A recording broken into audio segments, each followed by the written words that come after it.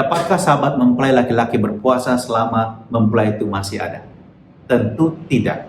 Tetapi apa maksud Yesus dengan memberikan jawaban ini kepada orang-orang bertanya kepadanya, mengapa murid-muridnya tidak berpuasa seperti murid-murid Yohanes Pembaptis dan orang-orang Farisi?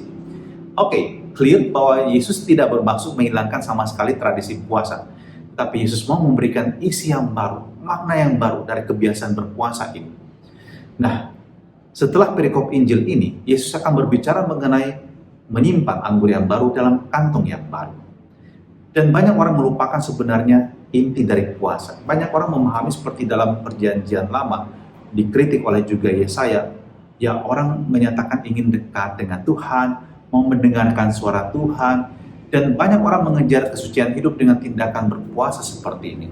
Tetapi kritik Tuhan juga adalah bahwa banyak orang yang mengabaikan perbuatan cinta kasih kepada sesama ketika mereka berpuasa. Mereka menganiaya orang-orang lemah. Mereka menindas orang-orang lemah. Mereka memanfaatkan dan mengeruk keuntungan dari orang-orang yang menderita.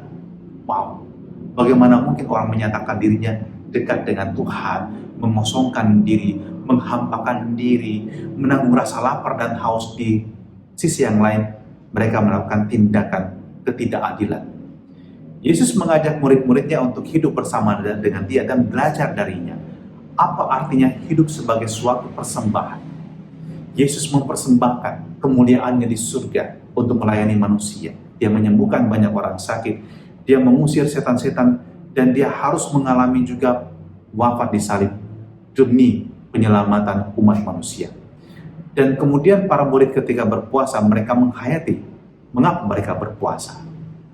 Mereka berjalan bersama dengan Yesus melalui waktu yang tidak mudah, lewat sengsara, lewat wafatnya, dan lewat segala kebingungan, tapi kemudian dibawa kepada iman akan kebangkitan.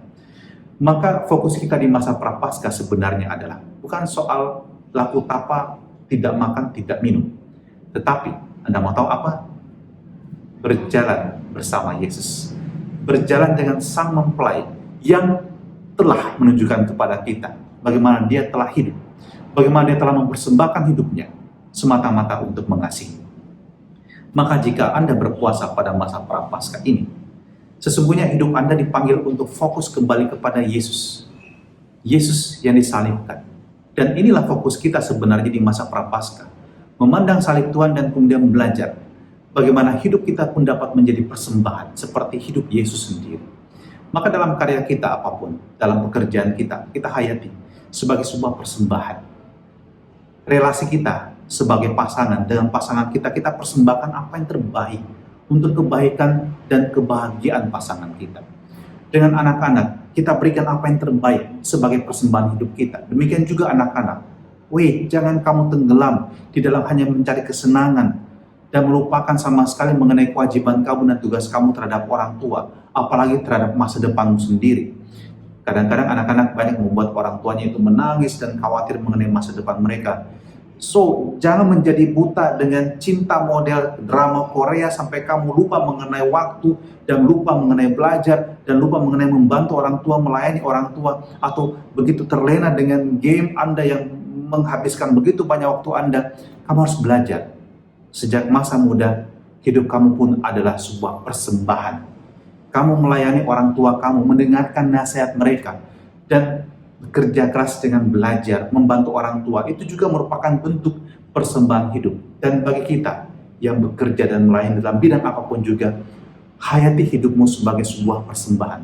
Sebagai guru, kita mempersembahkan hidup kita dengan memberikan ilmu pengetahuan, kebijaksanaan hidup kita, dibarengi tentu dengan kerendahan hati.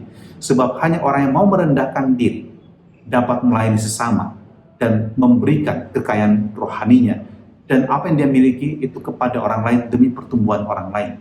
Kalau kita mengajar orang lain dengan tinggi hati, dengan kesombongan intelektual kita, orang akan membuat dia akan resistensi terhadap kita. Maka mari kita melayani sebagai apapun juga dalam bidang karya kita. Hidup kita adalah sebuah persembahan.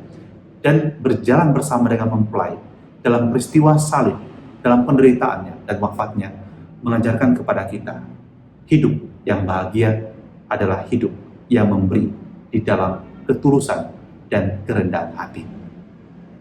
Tuhan, Engkau mengajarkan kepada kami melalui misteri penderitaan-Mu sendiri. Engkau sebagai Sang Mempelai yang datang di tengah-tengah kami, agar kami hidup seperti Engkau, memberikan diri secara total di dalam cinta kasih.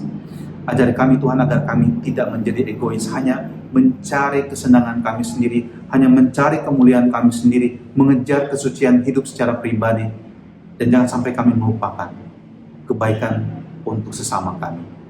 Semoga cinta-Mu melalui diri kami, melalui tangan kami, melalui tutur kata kami dapat juga menjadi persembahan yang indah untuk kebahagiaan sesama, dalam nama Bapa dan Putra dan Roh Kudus. Amin. Tuhan memberkati kita semua.